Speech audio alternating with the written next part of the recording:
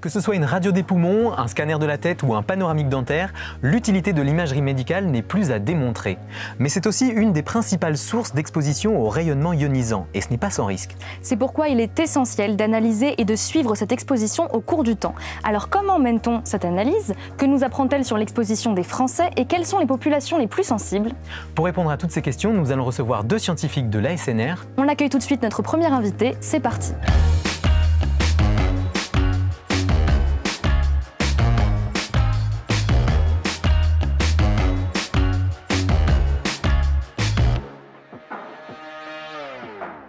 Salut à toutes et à tous, on est heureux de vous retrouver pour ce nouveau numéro de Science en question. Aujourd'hui, pour en apprendre un peu plus sur notre exposition au rayonnement ionisant, nous avons le plaisir d'accueillir Célian Michel. Bonjour.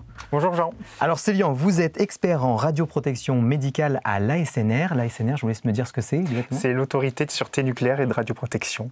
En fait, c'est l'ASNR qui exerce des missions principalement de contrôle dans les activités nucléaires, d'information des publics, et puis également d'expertise et de recherche dans la sûreté nucléaire et la radioprotection.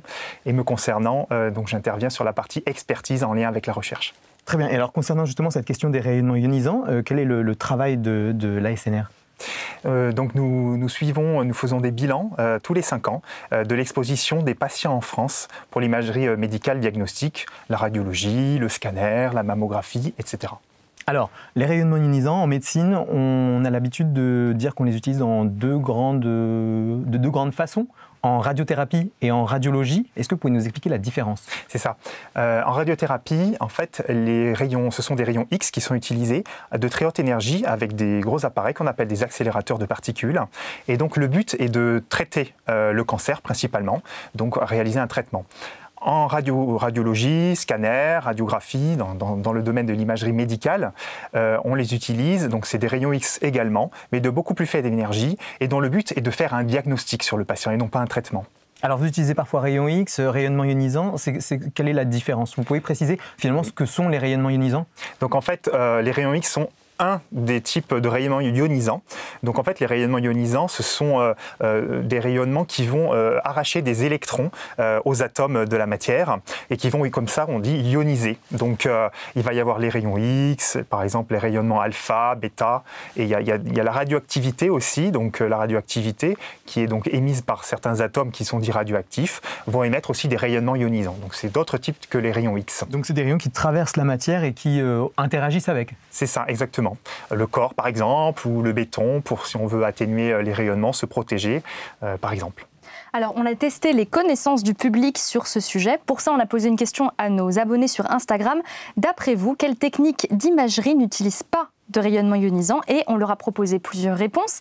A, le scanner, B, l'IRM, C, la radiographie ou D, la scintigraphie. On va regarder un petit peu ce que les gens ont répondu. À 46%, ils ont répondu la scintigraphie. Alors Célian, quelle est la bonne réponse? Alors, c'est l'IRM qui n'utilise pas les rayonnements ionisants. On a une mauvaise réponse. Donc effectivement, la scintigraphie utilise les rayonnements gamma, justement, donc les rayonnements gamma. Voilà. Donc l'IRM, absolument pas de... Non, en fait, ce sont aussi des ondes électromagnétiques, mais qui sont à plus basse fréquence, pardon. Et donc, à cette fréquence-là, il n'y a pas d'arrachement des électrons, des atomes, et donc il n'y a pas les mêmes effets. Alors, à l'inverse, quelle technique d'imagerie utilise ces rayonnements ionisants? Donc, il y a effectivement donc, la radiologie de manière générale.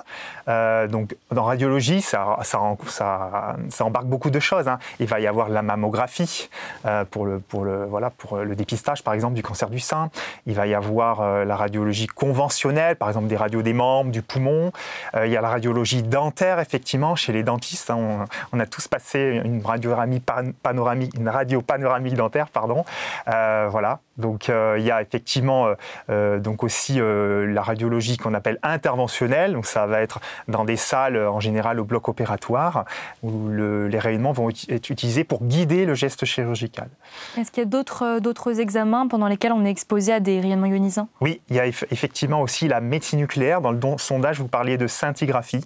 Donc là, c'est un peu différent. Les rayonnements vont être émis par le corps humain, par le patient, à qui on va administrer de manière en général intraveineuse veineuse, un peu de radioactivité de forme de trace, donc peu de radioactivité qui va sortir du corps, et on va détecter les rayonnements avec des appareils comme les gamma caméras ou les TEP, qui vont permettre de récupérer le signal depuis le corps du patient. Et tout ça, ce sont des examens qui sont utilisés pour le diagnostic ? Oui. Uniquement ? C'est ça. Là, donc, tout ce que je vous ai parlé, scintigraphie, TEP, radiologie interventionnelle. C'était aussi dans le sondage, on avait aussi écrit scanner, ça rentre aussi dans ces examens-là. Oui, le scanner, c'est de manière diagnostique en général, effectivement. Et quelle part de la population française est concernée par les examens médicaux qui impliquent des rayonnements ionisants ? En fait, par an, si on regarde une année donnée, par exemple en 2022, pour l'année la plus récente qu'on a étudiée à la SNR, on a à peu près 43% de la population qui a eu au moins un acte utilisant les rayonnements ionisants pour le diagnostic. Ça concerne pas mal de monde. Ça fait à peu près la moitié, un peu moins de la moitié. Et alors, ces rayonnements, ils sont quand même précieux, parce qu'ils permettent de traiter aussi, de donner des informations aux professionnels de santé pour guider les traitements et poser un diagnostic.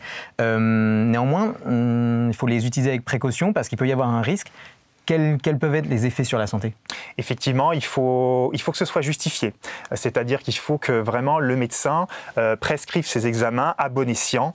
On ne passe pas un scanner sans raison valable. Il faut qu'il y ait une indication précise, une indication clinique, une question clinique qui est posée pour pouvoir faire un diagnostic par rapport à cette question. Et en termes de potentiels effets, de potentiels risques ? Et donc la deuxième partie de la question, donc sur les risques, effectivement, comme ces rayonnements peuvent arracher des électrons à la matière, ça peut toucher en particulier l'ADN, qui est dans le noyau de nos cellules. Et donc ça peut avoir des effets de destruction de cellules, ce qu'on appelle l'apoptose, c'est la mort cellulaire, ou bien des effets où il va y avoir ensuite des mutations, ça va dégrader l'ADN, et après, au bout d'un certain nombre d'années, ça peut dériver vers un risque de cancer. Bon, rassurez-vous, l'exposition des Français aux rayonnements ionisants, elle est suivie et analysée régulièrement. Voyons voir ce que le bilan publié en 2025 nous apprend dans le Science en Action. Alors Célian, vous l'avez dit, l'exposition des Français aux rayonnements ionisants est suivie tous les 5 ans. Ça fait l'objet d'un bilan qu'on appelle le bilan EXPRI. Ça veut dire quoi, EXPRI ? EXPRI, ça veut dire exposition de la population au rayonnement ionisant d'origine médicale pour le diagnostic. Et alors, depuis combien de temps on fait ce suivi régulier comme ça ? En fait, on a commencé en 2003,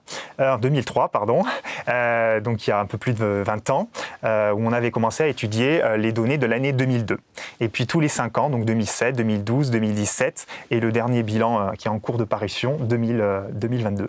Et donc, au-delà de donner une tendance, parce que j'imagine que c'est un peu l'objectif principal, quels sont les autres objectifs du bilan ? En fait, ça permet de faire l'état des lieux, donc les tendances par rapport au bilan précédent, le bilan juste avant ou même les bilans encore antérieurs pour voir vraiment l'évolution à long terme. Mais ça peut effectivement aussi être utilisé par les pouvoirs publics de manière générale pour justement par rapport à cette tendance, voir s'il y a des actions d'amélioration à faire, voir les doses aussi de rayonnement qui sont délivrées aux patients, si ça évolue un peu trop vite ou pas assez vite, même à voir aussi s'il faut encore optimiser, s'il y a encore des pistes d'amélioration pour optimiser ces doses de rayonnement. Ça permet un peu d'aiguiller et d'avoir la donnée scientifique pour éclairer les pouvoirs publics. Alors, vous vous basez sur quelles données ? Vous partez de quoi ? En fait, on utilise ce qui s'appelle le SNDS, donc c'est le Système national des données de santé. Donc c'est une plateforme en fait qui est gérée par la CNAM, donc c'est la Caisse nationale d'assurance maladie, c'est l'assurance maladie quoi. Donc en fait, c'est une base où tous les actes remboursés par la sécurité sociale sont présents. À la SNR, on a accès à un échantillon d'à peu près 2% de ces actes, ce qui nous permet d'être assez représentatif, étant donné quand même qu'il y a beaucoup d'examens et beaucoup de patients en France, pour pouvoir suivre et extraire ces données-là au niveau national. Et 2%, c'est représentatif, c'est suffisant pour... Oui, effectivement, on a à peu près 1 500 000 personnes avec plus d'1 million d'actes qui peuvent être suivis, qui sont suivis et qui sont représentatifs des différentes catégories d'âge, par exemple. Et donc ce qui figure dans cette base de données, ce sont des patients qui ont été réellement exposés. Oui. C'est ça exactement. C'est doublement anonymisé, hein. On ne sait pas exactement, on n'a pas le nom, c'est vraiment parce que ce sont des données de santé, donc des données très sensibles qu'il faut protéger, mais que nous aussi, en tant qu'experts, organismes scientifiques, nous pouvons analyser et avoir ces bilans-là tous les 5 ans. Et alors très concrètement, c'est ce qu'on voit finalement à l'écran, c'est un tableau avec toutes les données dans lesquelles on affiche quoi, on donne quoi comme information? C'est ça. En fait, dans ce tableau-là, c'est un extrait d'un des tableaux qu'on utilise où chaque ligne va correspondre à un acte d'un patient en France. Là, en l'occurrence, c'est pour l'année 2022, pour le bilan que nous avons établi le plus récent. Et donc, on va avoir le type d'acte, donc le nom, son code. Un scanner, une radio. C'est ça. On aura là ce qu'on appelle la modalité d'imagerie, scanner, radio, mammographie, la dose associée à cet acte, si ça a été réalisé lors d'une hospitalisation en hôpital public ou dans une clinique privée, etc., l'âge du patient, son sexe, etc., pour pouvoir faire des analyses dessus. Donc tout est consigné et quand on passe un examen, il y a quand même pas mal d'informations qui sont enregistrées. Oui, exactement. Et alors comment on généralise, comment on passe de ces informations à la population entière, ces informations qui sont très individuelles, quoi. Oui, alors en fait, comme je disais, on a à peu près 2% de la population et donc des actes qui sont dans cette base. Et on peut aisément faire une extrapolation avec des facteurs multiplicatifs pour donner à peu près le nombre d'actes total sur la population française, avec bien sûr des incertitudes. Mais ce qui compte, c'est quand même d'avoir les tendances. On est à peu près à 75 millions d'actes diagnostiques utilisant les rayonnements ionisants en France pour l'année 2022. J'imagine que vous avez aussi des programmes informatiques qui vous permettent de filtrer, de trier, d'organiser toutes ces données et de faire ressortir, de les faire parler en quelque sorte. Oui, exactement. Là, ce qui a été montré, c'est le tableau brut des actes, une ligne, un acte pour un patient à un jour donné. Et après, on peut faire des courbes en fonction de l'âge, du sexe, ou par modalité d'imagerie, ou voilà. Le 6e bilan a été publié là au printemps 2025, donc il porte sur l'année 2022, vous l'avez dit. Et alors, qu'est-ce qu'il peut nous apprendre déjà concernant le nombre d'actes diagnostiques? En moyenne, combien un Français passe d'examens médicaux comme ça? En fait, si on regarde la population entière, donc c'est-à-dire ceux qui ont eu au moins un acte et ceux qui n'ont pas eu, c'est-à-dire les fameux 43%, on va avoir à peu près sur 1000 ce qu'on appelle bénéficiaires, c'est-à-dire les bénéficiaires de l'assurance maladie, les personnes protégées par l'assurance maladie, on va avoir à peu près 1100 examens pour 1000 bénéficiaires, ce qui correspondrait à peu près à 1,1 acte par personne, si on simplifie. Alors là, on a un graphique qui montre aussi la répartition en fonction de l'âge. Donc on voit qu'il y a une légère évolution quand on commence à vieillir. Exactement. Effectivement, vous voyez ici, donc ça, ce sont donc les nombres moyens d'actes par patient. Donc là, on est vraiment sur la population qui a eu au moins un acte. Là, on n'est pas sur toute la population. Vraiment, cette partie de la population, ces fameux 43% dont je parlais au début. Donc effectivement, quand on augmente avec l'âge, effectivement, on a plus d'examens parce que potentiellement, on a plus de pathologies diverses et variées. Il y a pas le cancer ou d'autres pathologies qui justifient ce besoin d'avoir des actes d'imagerie. Et là, c'est à peu près équitable, que ce soit pour les hommes ou les femmes, la répartition est globalement identique. Effectivement, le nombre d'actes est à peu près identique chez les hommes et les femmes pour les patients. Je vois quand même un petit pic autour de 10-14 ans. Est-ce qu'on sait interpréter ce pic est en général dû à la radiologie dentaire qui, dans le cas par exemple de l'orthodontie, en général, 10-14 ans, ça correspond à l'adolescence. Donc souvent, on va faire des radios panoramiques ou localisées ou au niveau dentaire, donc ce qui explique effectivement ce léger pic. Alors si on s'intéresse justement cette fois plutôt aux techniques d'imagerie qui sont utilisées, est-ce que là aussi vous avez des informations sur celles qui sont le plus couramment proposées ou en tout cas celles qu'on passe le plus souvent, quoi? Oui, ça correspond en fait à ce qu'on connaît le plus finalement dans la population. Ça va être la radio conventionnelle, poumon, membre, le dentaire. Ça, c'est vraiment les deux modalités d'imagerie. Et puis la mammographie aussi. Les trois, on va dire, modalités d'imagerie qui vont être les plus utilisées. Après, ensuite viendra le scanner, qui est à peu près une quinzaine de % des actes. Et puis après, la médecine nucléaire et la radiologie interventionnelle diagnostique qui sont un peu moins moins courantes. Ça, c'est des choses qui restent à peu près stables d'une année à l'autre? Il y a quand même une augmentation de la part du scanner et de la médecine nucléaire.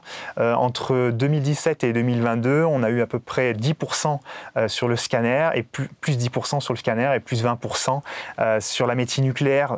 Voilà. Et donc ça évolue comme ça. Et puis la radiologie conventionnelle, entre les 2 derniers bilans, donc 2017 et 2022, on a eu une recrudescence donc de à peu près moins 20%. Effectivement, on en fait de moins en moins des radios classiques. On sait expliquer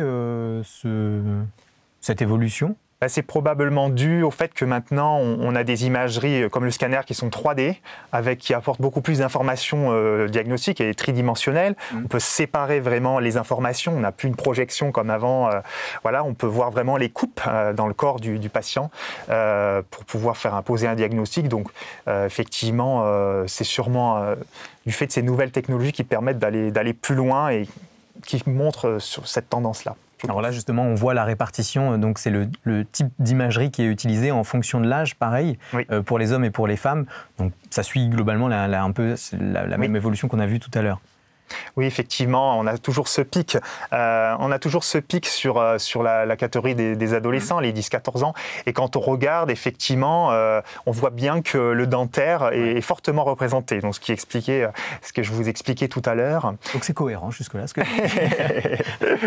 Et sur les personnes d'âge plus avancé, effectivement, on voit la part de la scanographie, c'est-à-dire le scanner, qui augmente de plus en plus. Donc, effectivement, bien sûr, la radiologie conventionnelle augmente aussi, mais effectivement, les proportions changent en fonction de l'âge. Alors, si je prends 2 techniques d'imagerie différentes, par exemple la radiologie, une radio, un scanner, est-ce qu'on délivre la même dose selon l'examen? Effectivement, c'est assez différent.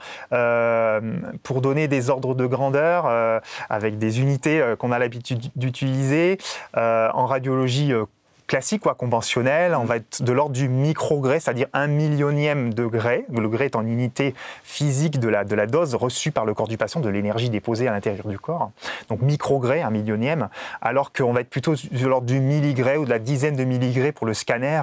Donc voilà, 1 centième, 1 millionième de gré. Donc effectivement, on est sur des échelles complètement différentes. Donc il faut effectivement que les scanners soient d'autant plus justifiés que les radios qui délivrent beaucoup moins de doses. Alors ça veut dire que le scanner contribue beaucoup plus à la dose qu'on reçoit annuellement? Oui, effectivement.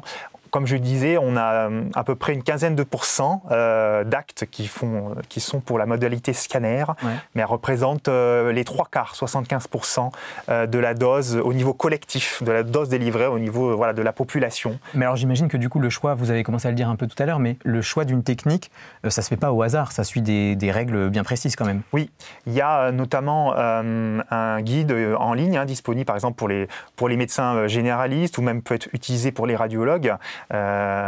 Pour vraiment savoir en pratique ce que les patients, quels examens on peut choisir en fonction des pathologies en fait. Il y a ce site qui s'appelle Adrim. Et je ne sais plus comment est-ce que ça veut dire, mais en tout cas c'est un guide en ligne qui permet en fonction de la pathologie de tel ou tel organe ou des symptômes en général de savoir vers quoi il faut s'orienter, donc c'est-à-dire quelles indications correspondent à quels examens. Et il va y avoir comme ça une gradation. Il vaut mieux faire un scanner pour cette indication ou une radio, etc. Okay. J'en reviens aux doses qu'on reçoit. Qu'on soit un homme ou une femme, est-ce qu'on reçoit la même quantité à peu près ou pas? On a vu tout à l'heure que ça s'équilibre un peu, mais... Les femmes reçoivent un peu moins de doses, mais en nombre d'actes, elles en ont un peu plus. Alors, ce qui peut s'expliquer, notamment au bout d'un certain âge, ça c'est surtout le cas effectivement au bout d'un certain âge, avec le dépistage en mammographie, qui fait que tous les 2 ans, les patientes françaises ont ces examens de mammographie qui font qu'en nombre d'actes sur la population, forcément, elles en ont plus que les hommes. Bien heureusement, la mammographie fait partie de la radiologie conventionnelle et donc délivre des doses très faibles. Et alors, si on s'intéresse cette fois peut-être plutôt aux examens qui sont proposés, finalement, on fait de l'imagerie de quoi le plus souvent? Du crâne, du thorax, En fait, les imageries les plus courantes, c'est la radiologie conventionnelle du thorax, des membres, etc., pour ce qui concerne la radiologie conventionnelle. Après, le dentaire, ça va être au niveau des dents, le panoramique, ou les radios localisées, ou les radios 3D qu'on appelle Cone Beam CT, donc vraiment en 3D, vraiment. Donc ça, c'est vraiment les examens les plus fréquents. Et puis après, en scanner, effectivement, ça va être au niveau de l'abdomen, du thorax et de la tête, effectivement, le plus souvent. Pour avoir une dernière question sur un peu la tendance plus globale sur ces dernières années, est-ce que globalement on est plus soumis à des rayonnements ionisants qu'avant ? En fait, c'est assez stable en fait, l'exposition de la population française. On est aux alentours de 1,5, 1,6 millisievert. Alors, c'est une autre unité de dose, je ne vais pas forcément rentrer dans les détails, mais c'est un indicateur qui permet vraiment d'avoir l'exposition au niveau du corps entier, de la contribution au niveau corps entier. Donc, c'est le millisievert, et donc c'est à peu près 1,5. Il y a une très légère augmentation de 1,53 à 1,57. Bon, si on arrondit, on reste autour de 1,5, 1,6. Donc ça c'est quand même assez stable. Par contre, pour chaque examen, d'année en année, la dose par acte diminue. Donc finalement, si on en conclut et avec les données, c'est qu'on fait de plus en plus d'examens, effectivement, en nombre, mais comme chaque acte a moins de doses, au final, on est en gros stable pour une personne de la population française. Pourquoi chaque acte a moins de doses ? Pourquoi au fil du temps, les doses diminuent ? En fait, les professionnels de santé sont encouragés à appliquer ce qu'on appelle le principe d'optimisation. Donc, c'est-à-dire donner la juste dose pour la juste qualité d'image qu'on veut, c'est-à-dire pour le juste diagnostic. Peut-être je reviens sur ce chiffre qu'on reçoit, qui est globalement stable d'année en année. Ça équivaut à quoi ? Vous pouvez nous donner un comparatif pour qu'on se représente un peu ? Ça représente à peu près un quart de l'exposition globale que nous recevons en moyenne, bien sûr ça dépend des régions, ça dépend des personnes, en fonction du nombre d'examens, par exemple diagnostics passés dans l'année. On est à peu près à 6,5 ou 6 millisieverts globalement, et donc ça fait à peu près un quart, les 1,5 millisieverts. Donc voilà, finalement, le radon par exemple, qui est un gaz radioactif naturellement présent, surtout en sous-sol, au rez-de-chaussée des bâtiments par exemple, puisqu'il émane du sol, va effectivement donner plus de doses, à peu près 3 millisieverts dans l'ordre de grandeur. Donc effectivement, ça. Faut comparer au rayonnement naturel qui est dans le même ordre de grandeur, donc il ne faut pas non plus s'affoler, je pense. Alors les rayonnements ionisants peuvent susciter des inquiétudes et parfois faire l'objet d'idées reçues. Alors on va faire le point avec un vrai ou faux. Alors le principe est simple, on va donc énoncer 4 affirmations et Célian, vous allez nous aider à savoir si c'est plutôt vrai, si c'est vrai ou si c'est faux. À la maison, vous allez pouvoir jouer puisqu'on va vous laisser 5 petites secondes pour réfléchir avant de dévoiler la bonne réponse. Bon, tout le monde est prêt. Je commence avec la première affirmation. Donc je la lis. Si je ne passe pas d'examen d'imagerie médicale, je ne suis pas exposé au rayonnement ionisant. On a déjà donné quelques éléments, donc effectivement, on peut conclure que c'est faux parce que les rayonnements ionisants sont présents naturellement par rapport au radon par exemple, ou il y a plein d'autres sources où quand on prend un avion par exemple, on se retrouve avec moins d'épaisseur d'atmosphère au-dessus de nous. Donc, là on voit un peu la répartition de toute l'exposition qu'on peut avoir, toutes sources confondues. Oui, c'est ça. Effectivement, donc on a le radon, on a le médical dont on parle aujourd'hui, on a ce qui provient du sol, le tellurique, le cosmique, et dans les aliments ou le tabac, des choses comme ça, enfin vraiment la consommation de poissons, des choses comme ça par exemple.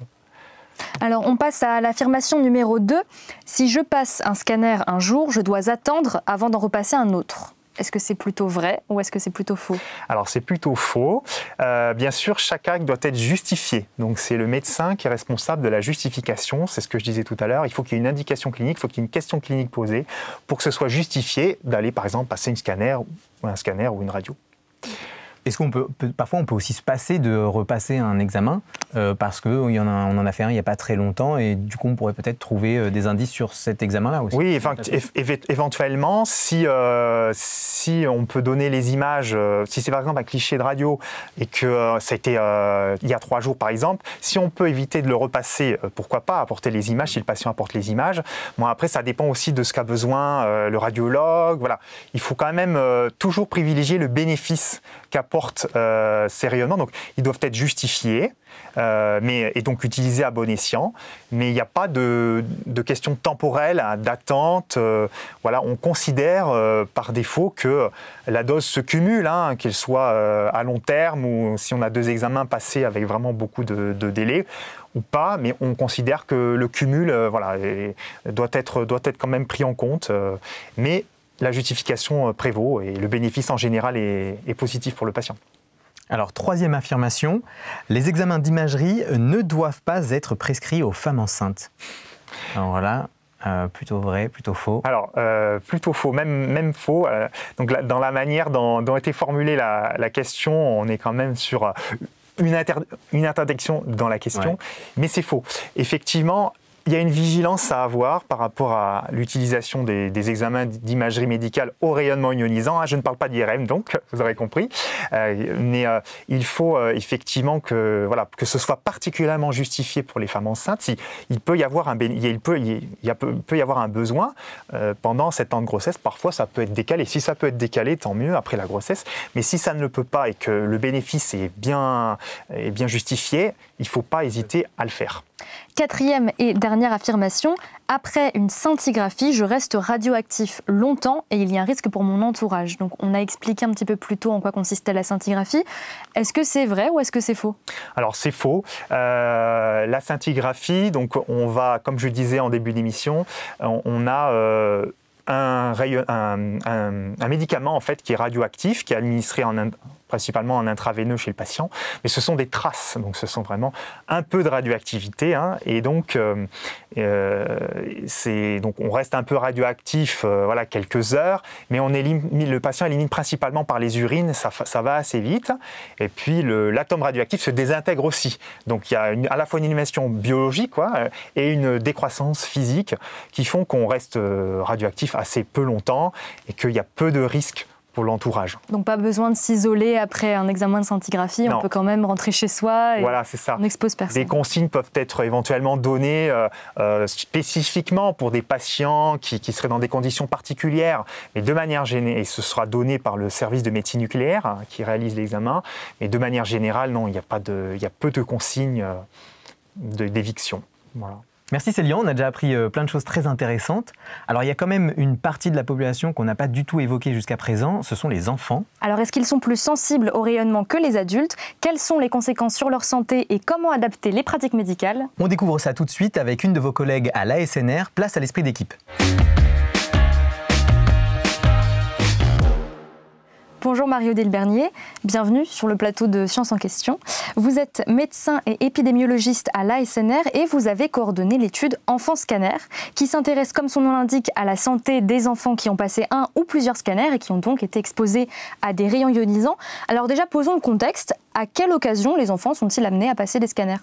Alors finalement, les enfants passent des scanners assez rarement. On a pu le voir sur les graphiques que montrait Célian, le nombre d'enfants qui ont des scanners est assez faible.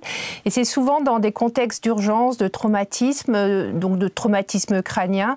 Et c'est pour ça que finalement, c'est le scanner du crâne qui est l'examen le plus fréquent en pédiatrie. Oui, c'est la grande majorité des scanners chez l'enfant. On est autour de 70% de scanners de la tête. C'est beaucoup plus en proportion que chez l'adulte. Comment on explique ce chiffre ? Eh bien, parce que comme c'est des questions d'indication pour des traumatismes, finalement, les enfants, comme la tête, c'est une partie qui est assez lourde du corps chez les enfants, même surtout sur les petits. Donc, quand ils tombent, ils vont parfois tomber sur la tête. D'accord. Mais dans l'absolu, donc, les enfants passent quand même moins de scanners que les adultes. Célian, vous confirmez ? Oui. Effectivement, chez les enfants, on n'est pas sur les 1100 examens pour 1000 bénéficiaires, on est beaucoup moins. D'accord. Dans ce cas, si les enfants passent plutôt très peu de scanners, pourquoi on se préoccupe de leur exposition au rayonnement? Et oui, c'est une bonne question. En fait, il y a 2 points principaux. C'est que de nombreuses études épidémiologiques ont montré que les fœtus et les enfants étaient plus sensibles aux radiations. Et donc, ils avaient plus de risques de développer des pathologies radio-induites, dont des cancers à long terme par rapport aux adultes.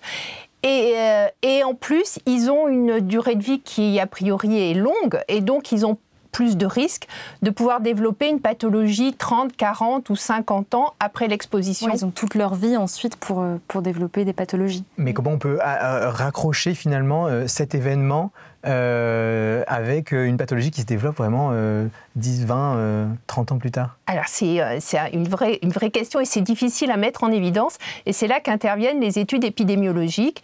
Et notamment, ce qu'on a mis en place, nous, c'est une étude de cohorte. On reviendra dessus juste après. Est-ce qu'on sait pourquoi les enfants sont plus vulnérables aux effets des rayonnements comparés aux adultes?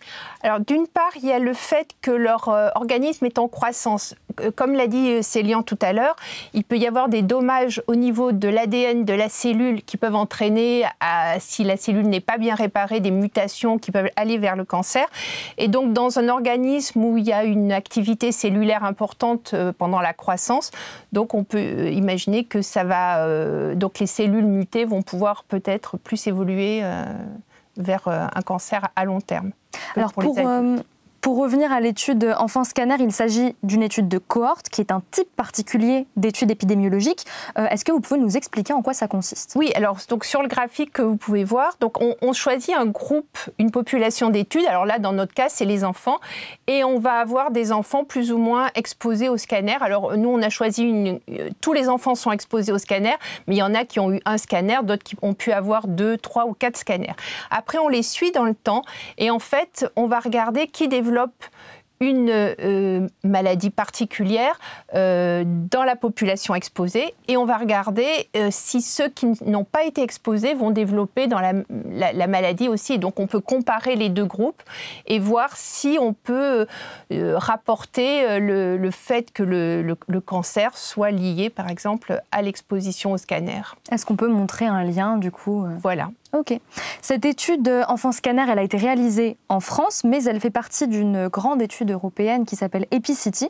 Est-ce que vous pouvez nous en dire un peu plus sur EpiCity, le nombre de pays impliqués, la méthodologie? Absolument. Donc EpiCity, c'est une étude européenne qui avait été financée par l'Union européenne et qui était coordonnée par le CIRC, le Centre international pour la recherche contre le cancer, qui fait partie de l'OMS.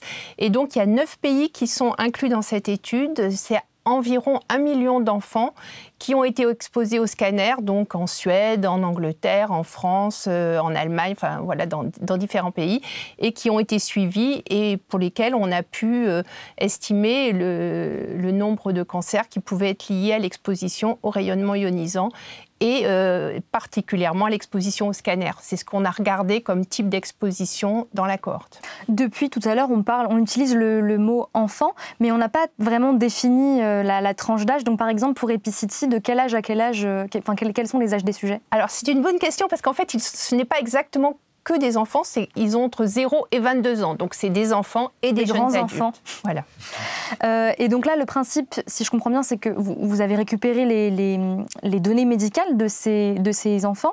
Et donc, vous avez regardé uniquement ceux qui avaient passé au minimum un scanner. Voilà. Comment vous avez récupéré ces données? Alors en fait, dans chaque pays, alors les façons de récupérer les données ont pu varier suivant les pays. Mais par exemple en France, on avait une vingtaine de centres de radiologie pédiatrique qui participaient à l'étude, qui nous ont communiqué les examens scanners qui avaient été faits dans leur service. Donc on a pu récupérer ces informations avec aussi des informations sur les enfants qui nous ont permis après de les suivre dans le temps, notamment grâce au registre des cancers pédiatriques. On a pu croiser notre cohorte avec le registre des cancers pédiatriques pour savoir si certains enfants avaient développé des cancers ou pas. Est-ce que les données que Célian utilise pour le bilan, ça pourrait être aussi une source intéressante pour ce genre d'études? Alors non, parce que nous, on a besoin de données individuelles. C'est-à-dire qu'on n'a pas besoin de savoir en général si les personnes sont exposées. On a besoin de savoir si cet individu particulier a reçu un scanner, si c'est du crâne, si c'est du thorax. Donc c'est vraiment, on a besoin d'informations individuelles. Et comment vous évaluez ensuite, donc parmi les différentes données que vous avez récoltées, comment vous évaluez précisément l'exposition des enfants aux rayons ? Alors ça, c'est assez compliqué parce que comme Célian le disait tout à l'heure, il y a une dose qui est délivrée, mais nous, ce qui nous intéresse, c'est la dose qui est reçue à un organe particulier. Et dans le cadre de notre étude, on était intéressé de savoir la dose reçue au niveau du cerveau et au niveau de la moelle osseuse. Il suffit pas juste de compter le nombre de scanners, en fait, c'est plus compliqué que ça. C'est plus compliqué que ça. Et donc, il y a eu toute une méthodologie qui a été prise en compte où on avait les paramètres utilisés pour réaliser le scanner. Et après, on utilisait ce qu'on appelle des fantômes, qui sont des représentations du corps humain. Alors, on peut avoir des fantômes physiques, mais nous, on a travaillé sur des fantômes mathématiques. Et donc, à partir des paramètres d'entrée des scanners utilisés, on arrive à avoir une dose à l'organe pour chaque examen réalisé en fonction de la catégorie d'âge et du sexe. Et dans des mannequins comme ça, qu'est-ce qui se passe ? En fait, on met un capteur à l'intérieur ? Oui, alors là, donc nous, ça c'est dans notre étude, on n'est pas rentré dans des détails pratiques, mais là, effectivement, il y a des capteurs qui sont mis à l'intérieur du fantôme. Il y a un examen radiologique, la scanner, qui est réalisé. Et donc, on va pouvoir récupérer la valeur de la dose, parce qu'évidemment, chez les patients, on ne peut pas les couper en rondelles pour aller regarder leur dose reçue à un endroit donné. Vous disiez que spécifiquement, vous vous étiez focalisé sur la dose reçue au niveau de la tête. Pourquoi vous avez... Donc on a compris que c'était les scanners de la tête qui étaient les plus courants chez les enfants. C'est la raison pour laquelle vous vous êtes focalisé sur cet organe-là ? Alors en fait, on s'est focalisé sur 2 localisations de cancer, les tumeurs cérébrales et ce qu'on appelle les hémopathies malignes qui comprennent les leucémies et les lymphomes. Et parce que ce sont les cancers les plus fréquents en pédiatrie. Et donc, ça nous permettait d'avoir un taux de base de cancer qui ne soit pas trop faible et ça pouvait nous permettre de voir des excès de cancer. Parce que si on part sur l'étude d'un cancer très rare en pédiatrie, par exemple le cancer du sein, on n'en voit quasiment jamais avant 20 ans, on aura beaucoup plus de difficultés à avoir un excès de cancer si on n'en a pas de base. Oui, si on fait 0 multiplié par 2, voilà, ça donne 0. Évidemment, on a envie de connaître les résultats, que ce soit donc d'enfants scanners ou d'EpiCity. Quelles ont été les principales conclusions ? Alors, les principales conclusions ont été qu'on a mis en évidence un excès de risque de cancer, de tumeurs cérébrales et d'hémopathie maligne qui restent vraiment dans des ranges vraiment faibles, mais qui est quand même significativement associé au fait d'être exposé au scanner dans l'enfance ou à un jeune âge adulte. Est-ce que vous pouvez nous donner à peu près un chiffre qu'on se rende compte ? Alors, ce qui a été estimé, par exemple, c'est que pour environ 10 000 examens scanners de la tête qui auraient été faits, on s'attend à ce que 5 à 15 ans après cet examen scanner, il y ait un cas de tumeur cérébrale qui puisse être observé. Et pour les hémopathies malignes, c'est pour 10 000 enfants aussi, entre 1 et 2 cas, très exactement 1,4, dans les 2 à 12 ans suivant l'examen scanner. Donc ça reste assez faible. Est-ce qu'on observe une augmentation du risque en fonction du nombre de scanners ? Si un enfant passe plusieurs scanners dans sa vie, est-ce qu'il y a plus de risques ensuite ? Alors, oui, absolument. On voit que le risque augmente avec la dose. Et donc, effectivement, le risque est plus important si on a eu plusieurs scanners que si on n'a eu qu'un seul scanner. Mais est-ce qu'avec un seul scanner, on est sûr, on pense qu'il n'y a pas de risque ou est-ce qu'il y a un excès de risque dès l'exposition ? Alors, c'est difficile de dire ça exactement. C'est-à-dire qu'on voit que le risque augmente avec la dose. Globalement, un scanner, finalement, il y a peu de risque d'avoir une augmentation de cancer. Mais comme c'est un processus aléatoire, ça peut arriver même pour une petite dose. Donc, on a vu qu'il y avait un surrisque. Est-ce que ça veut dire pour autant qu'on déconseille aux enfants de passer des scanners ? Pas du tout. Effectivement, ce qui est important, c'est de voir la balance bénéfice-risque. Et il est bien plus important de diagnostiquer un problème à un jour J. Par exemple, un enfant qui tombe, qui peut faire une complication qui s'appelle un hématome sous-dural qui peut être très grave, entraîner la mort. Donc, c'est important de faire un scanner en urgence, plutôt que de s'inquiéter d'une pathologie qui pourrait éventuellement survenir 40 ans après et dans une proportion très faible. Donc oui, si l'examen est important, on le fait sans hésiter. Oui, c'est toujours la balance bénéfice-risque qu'on a évoqué depuis le début de l'émission. Donc pas besoin d'arrêter les scanners. Les résultats de ces études montrent quand même qu'il y a une vigilance à avoir. Est-ce que c'est du coup aux professionnels de santé de faire attention dans leur pratique ? Absolument. Et d'ailleurs, les radiologues pédiatres le font le plus souvent. C'est-à-dire que, par exemple, c'est remplacer l'examen scanner par un examen non irradiant comme l'IRM ou comme l'échographie. Donc, vous le disiez, les professionnels de santé sont déjà formés et sont déjà sensibilisés à cette question-là. Mais est-ce qu'à l'échelle de votre carrière personnelle, vous avez observé une évolution des pratiques, une meilleure prise en compte au fil du temps ? Oui, j'ai cette impression. En tous les cas, c'est vrai que l'IRM, par exemple, était beaucoup moins accessible dans les années 2000. Et donc, il y avait des scanners qui étaient réalisés pour des céphalées chroniques des enfants. Les céphalées, c'est les douleurs, c'est les maux de tête. C'est les maux de tête, voilà, qui peuvent être observés dans le cadre de migraines de l'enfant. Et donc, maintenant, on va plutôt faire un bilan IRM si on doit faire un bilan topographique. Alors, les derniers résultats d'Epicity ont été publiés en 2023.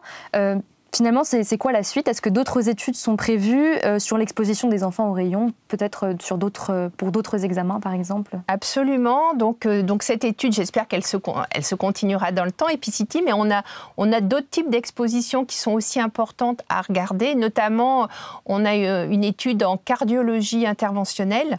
Est-ce que vous pouvez définir rapidement ce que c'est ? Donc la cardiologie interventionnelle, c'est-à-dire que c'est pour des enfants qui ont des malformations cardiaques.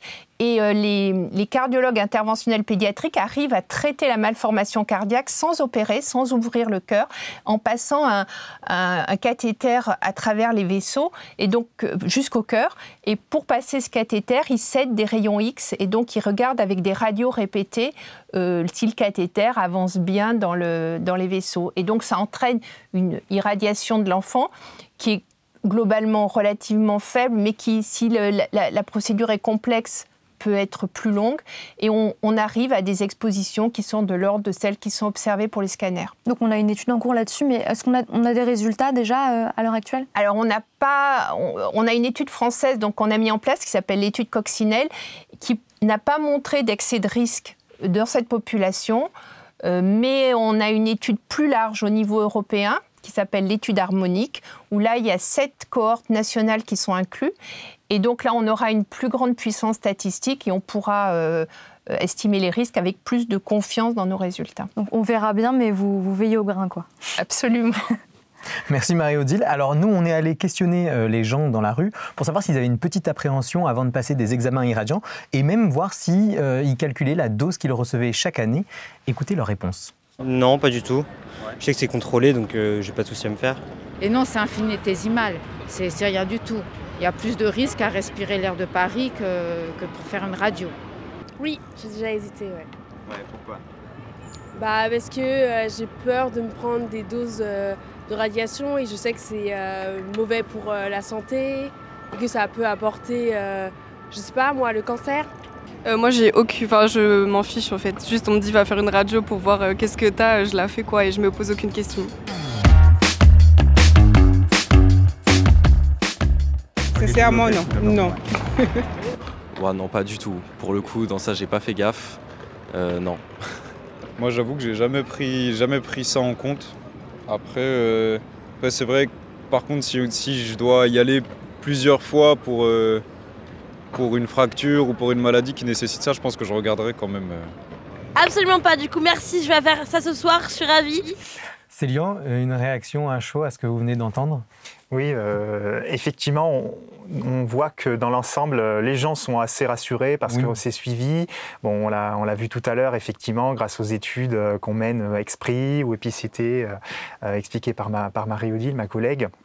Donc effectivement, c'est assez rassurant d'entendre ce genre de réponse. Bon, on voit quand même qu'il y a quelques patients qui s'inquiètent un petit peu.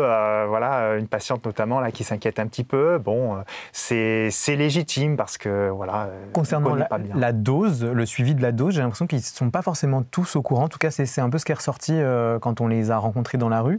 Finalement, ça c'est indiqué sur chaque examen médical. On peut connaître la dose qu'on a reçue. Oui, c'est une obligation qui est en fait réglementaire. Hein. Donc tout acte qui utilise les rayonnements ionisants, la dose doit être indiquée. Hein. Radiologie, scanner, mammographie, etc. Hein, tous ces examens exposants avec des rayonnements ionisants. Donc ça permet d'informer également le patient. Et au-delà de ces examens-là, est-ce qu'on a des outils, des moyens qui permettent d'estimer la dose qu'on reçoit au cours de sa vie ou Oui, effectivement, à la SNR, on a effectivement une petite calculette en fait sur notre site web qui permet d'estimer la dose toutes sources confondues, hein, donc le naturel, le tellurique, enfin voilà, les examens, mais en fonction des examens médicaux, on peut renseigner le nombre d'examens, scanners ou radios avec l'organe concerné, enfin c'est le thorax par exemple, etc. Si on consomme des fruits de mer, des choses comme ça, enfin vraiment les conditions de vie, ces conditions de vie propres, on va dire, médicales et de vie en général, et ça donne une indication à la fin d'un ordre de grandeur de la dose annuelle reçue qu'on peut regarder par rapport à la moyenne, par exemple. Et vous, quand vous êtes du côté patient, vous regardez les doses des examens d'imagerie, vous êtes curieux? Un peu, mais bon, étant donné que... C'est la déformation professionnelle. Oui, voilà, on regarde effectivement, parce qu'on a aussi les clés pour savoir par rapport aux ordres de grandeur habituels, ce qu'on n'ont pas forcément les patients en général, parce que c'est des unités de dose qui peuvent être un peu complexes à appréhender. Est-ce que c'est prévu, ça, un jour, qu'on centralise un peu toutes ces informations pour avoir un suivi plus personnalisé de la dose qu'on a pu recevoir au cours de notre vie? Ce serait un beau projet, effectivement. Déjà, au niveau français, ce serait un beau projet.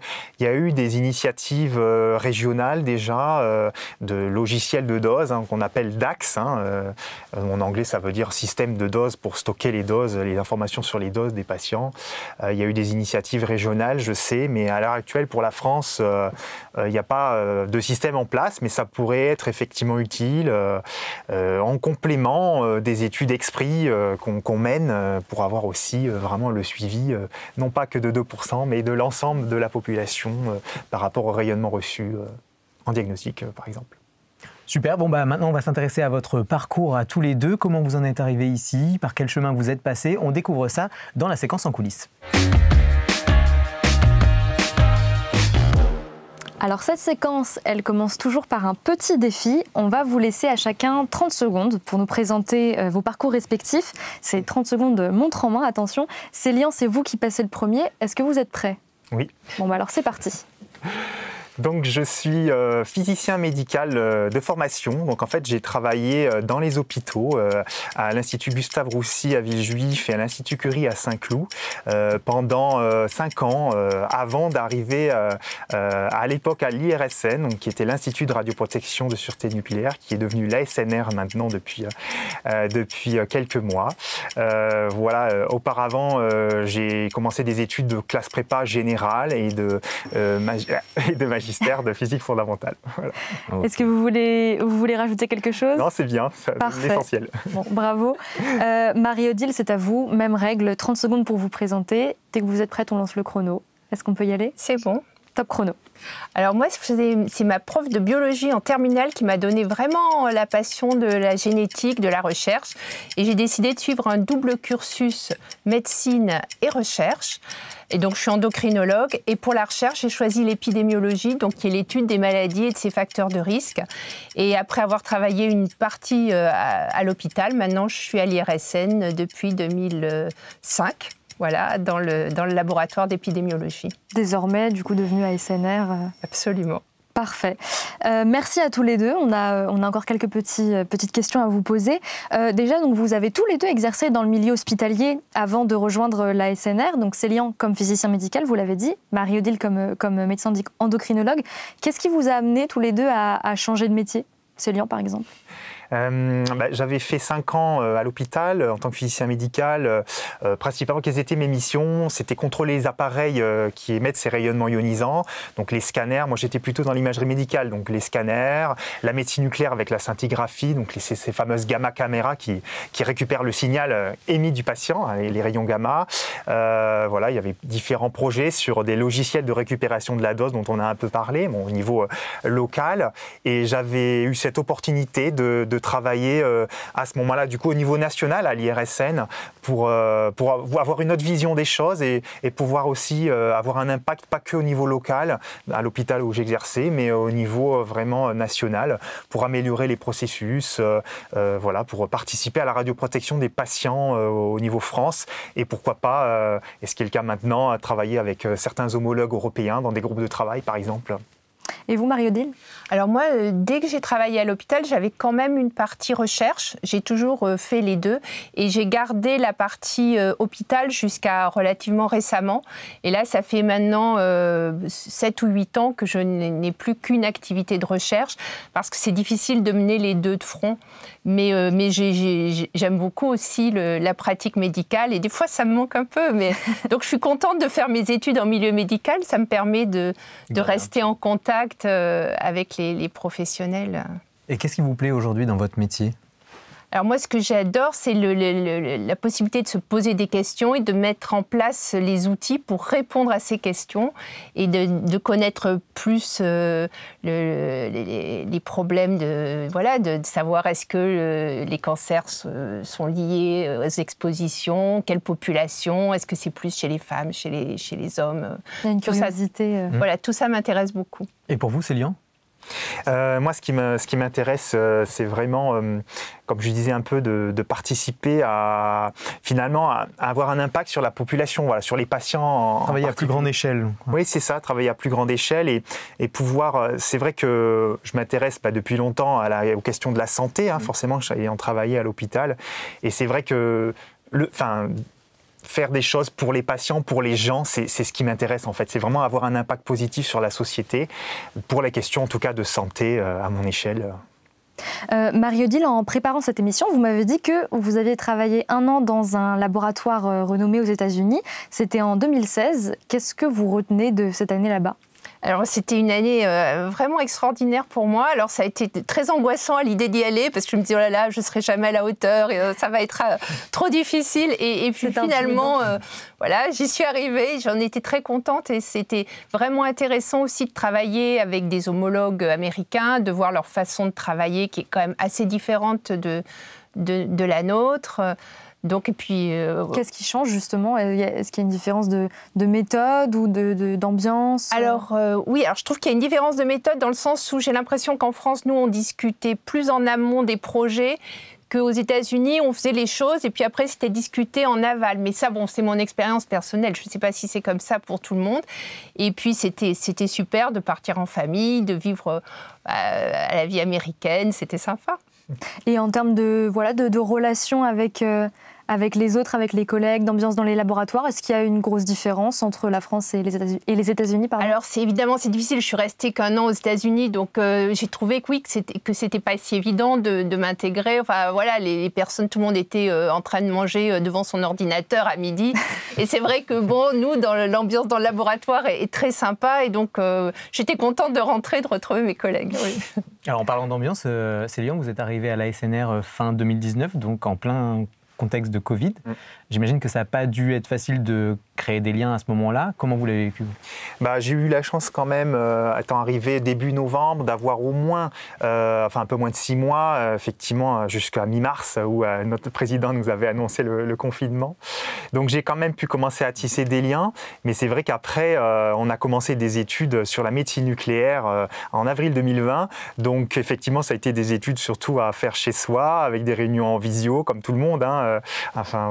Donc ça, c'était pas évident, mais on s'en est sorti malgré tout. Après, il y a eu les déconfinements et puis on a pu revenir de plus en plus sur site pour retrouver cette ambiance de travail qui est vraiment bonne. Je rejoins Marie-Odile. Voilà, on a des chouettes collègues. Nous, on est au 5e, au 6e, donc on se voit souvent. On travaille beaucoup ensemble sur les questions en lien avec le domaine médical. Donc il y a vraiment une bonne ambiance et qui, moi, personnellement, me plaît beaucoup. Donc vous êtes entrée à l'ASNR fin 2019. Vous, Marie-Odile, ça fait un peu plus longtemps que vous y êtes. Oui. C'est une vingtaine d'années, c'est ça ? Arrêtez. je n'ai rien dit. Fin 2005, oui, presque, Vincent. Et aujourd'hui, vous occupez un poste similaire, le même poste qu'à votre arrivée, celui de chercheuse. Oui. Est-ce que vous avez eu envie de changer à un moment ?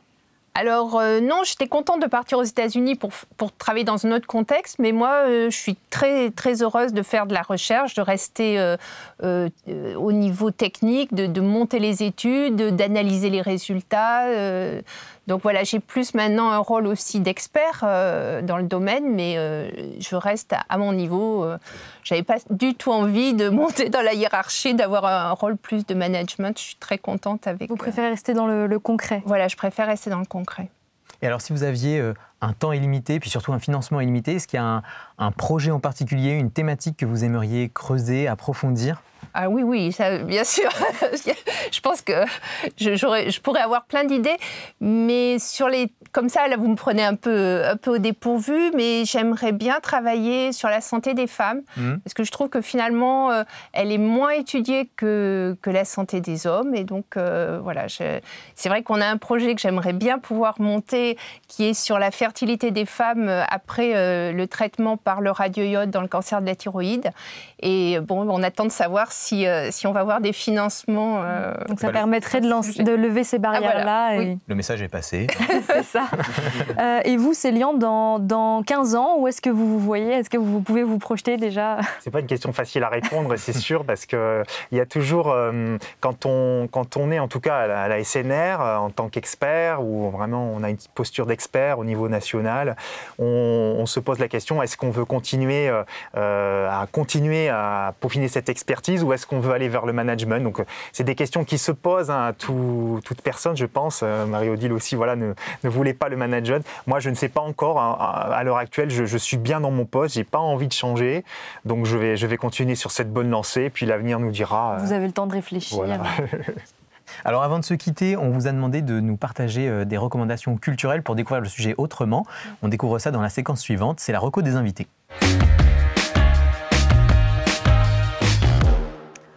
Alors Célian, quelle est votre recommandation culturelle?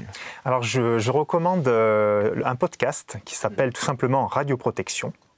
Dans le thème. Et donc en fait c'est un podcast avec Stéphanie Moura. Voilà, avec Stéphanie Moura, qui est en fait ingénieure en radioprotection de formation, qui a exercé plusieurs années, plus de 15 ans je crois, au CHU de Bordeaux, en tant qu'ingénieure en radioprotection, et qui a lancé sa propre affaire de formatrice en radioprotection.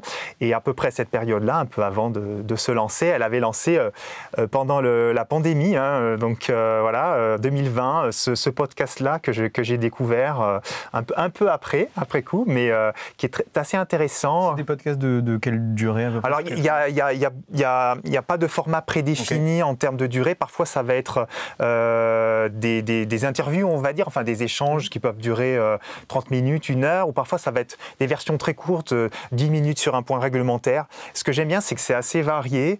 Et c'est vraiment dans la bienveillance et pour essayer on peut dire vulgariser la radioprotection. Bon, c'est quand même assez orienté pour les professionnels de la radioprotection plutôt que le grand public.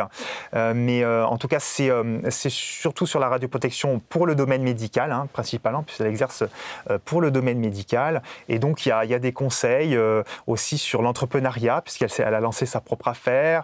Il y a des interviews de personnes, ou personnalisées, si on peut dire ça comme ça, de la radioprotection, comme ça, qu'on peut connaître un peu plus en détail, plutôt que par leurs études, mais plutôt par leur parcours. Voilà. Donc ça, c'est assez intéressant et ça permet d'apprendre des choses voilà, à mon niveau, par exemple. Et vous, Marie-Odile, qu'est-ce que vous souhaitez nous partager ? Alors moi, je souhaitais partager une biographie de Marie Curie. Parce que bon, alors Marie Curie est très très connue, on sait qu'elle a eu 2 prix Nobel en physique et en chimie. Mais surtout, je trouve que ce n'est pas qu'une chercheuse qu'on imagine sévère dans son laboratoire. C'est vraiment une femme qui a fait plein de choses dans sa vie, qui a eu un engagement politique dans le sens où elle est partie au début de la guerre de 14-18 pour aller proposer des sortes de voitures transformées en centre de radiologie ambulant pour aider à la prise en charge des blessés. C'était vrai. Elle a embarqué sa fille de 17 ans avec elle sur les routes pour y aller. Elle a fermé son laboratoire pendant 4 ans. Et c'est aussi une chercheuse qui a accueilli beaucoup de femmes chercheuses dans son laboratoire qui sont venues se former et qui sont reparties après essaimer. Donc je trouve que c'est une belle une belle carrière de féministe aussi, pas que de chercheuse. Et alors il y a deux façons de le découvrir, il y a une biographie plus pour adultes et une autre plus pour enfants. Voilà, c'est ça, j'ai proposé aussi donc, une pour les enfants, parce que je pense que pour les jeunes, ça peut être aussi intéressant de voir... moyen ludique d'en apprendre un peu plus sur elle. Oui, absolument. On arrive à la fin de cette émission. Merci à tous les deux pour toutes vos explications. Merci à vous aussi d'avoir regardé cette émission. On se retrouve bientôt pour un nouveau numéro de Science en question tout aussi intéressant. Ciao les sorciers. Salut les sorciers.